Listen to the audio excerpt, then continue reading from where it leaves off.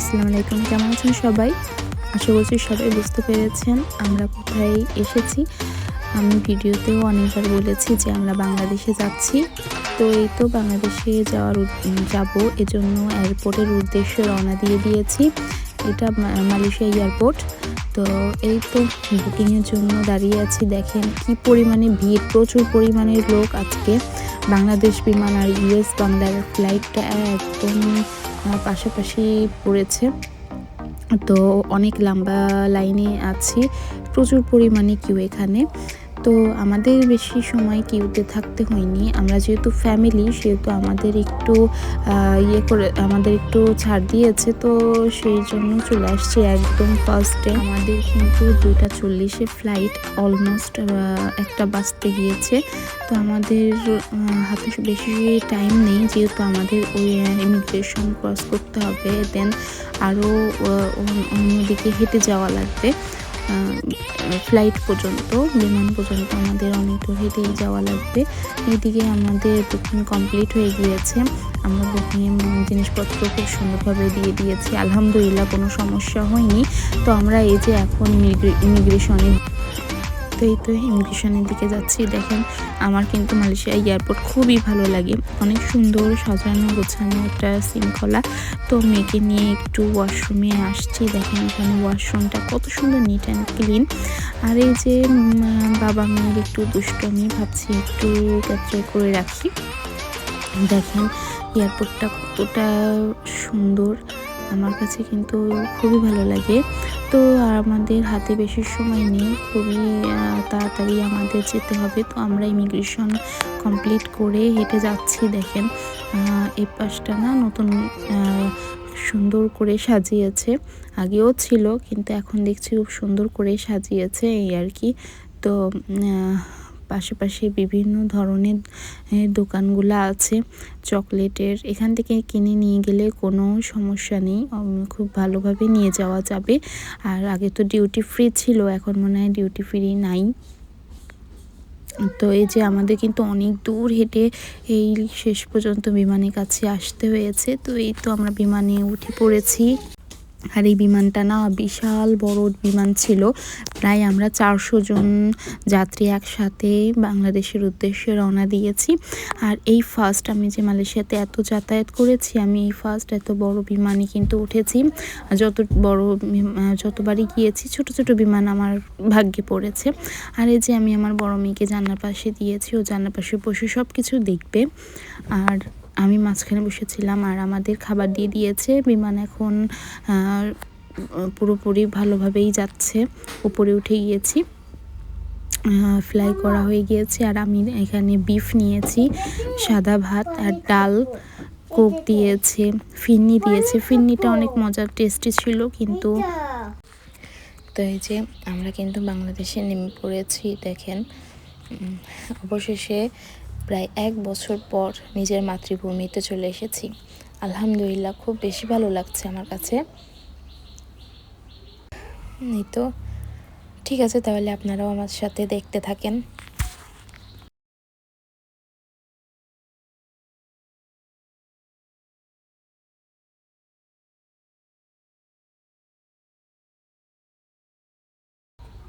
কি যে একটা বাজে অবস্থা, প্রায় 1.5 ঘন্টা পর্যন্ত দাঁড়িয়ে আছি এই লাগেজের জন্য।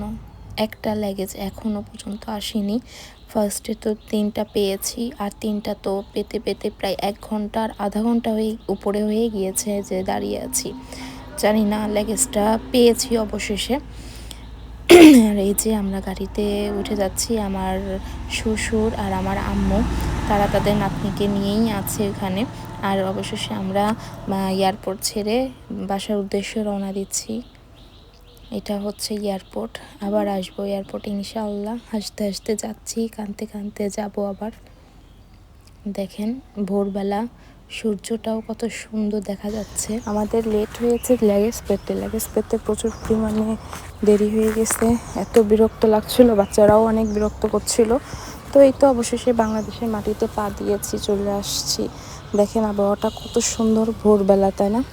দেখতে। আর এই তো এভাবে আমরা সকালবেলায় নাস্তা এখনও করা তো হয়নি, আমরা একটু ঢাকাটা ছেড়ে দিয়ে তারপর যে নাস্তা করব, যেহেতু ঢাকার ভেতরে প্রচুর জ্যাম হবে।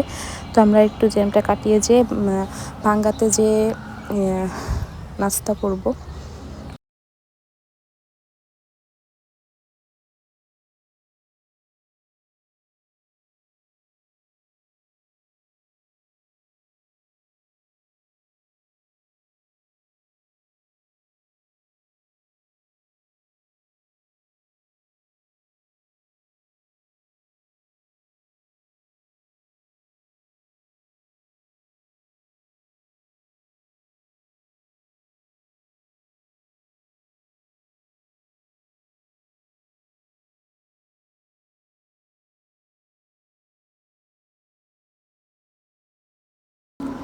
কি যে ভালো লাগছে নিজের দেশে, অনেক মিস করি এগুলা, এজন্য আর কি ভিডিও করে রাখলাম যে দেখতে পারবো।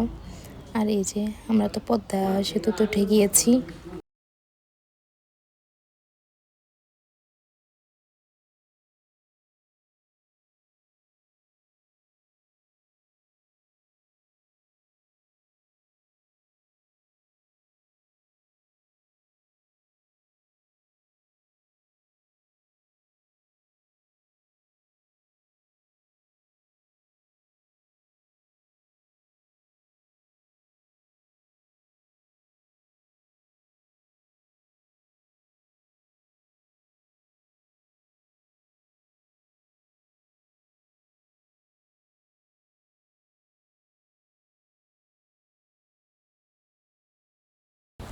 এই যে পদ্মা ব্রিজের উপর দিয়ে যাচ্ছি। তো এখান থেকে গোপালগঞ্জ যাব আমরা। আমাদের গোপালগঞ্জ যেতে হয়তো 2.5 থেকে 3 ঘন্টা পর্যন্ত লাগবে। শ্বশুর বাড়িতেই যাব আগে।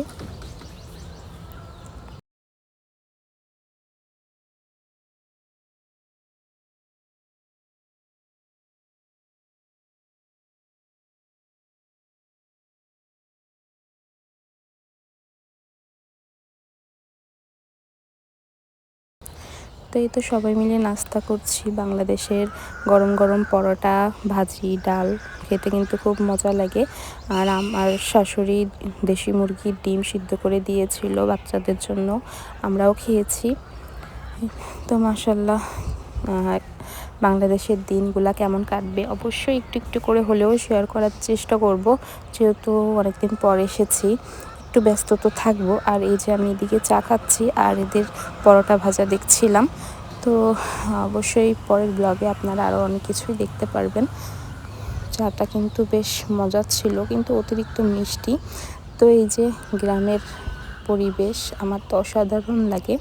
ঠিক আছে, সবাই ভালো থাকেন। আল্লাহ হাফিজ, আসসালামু আলাইকুম।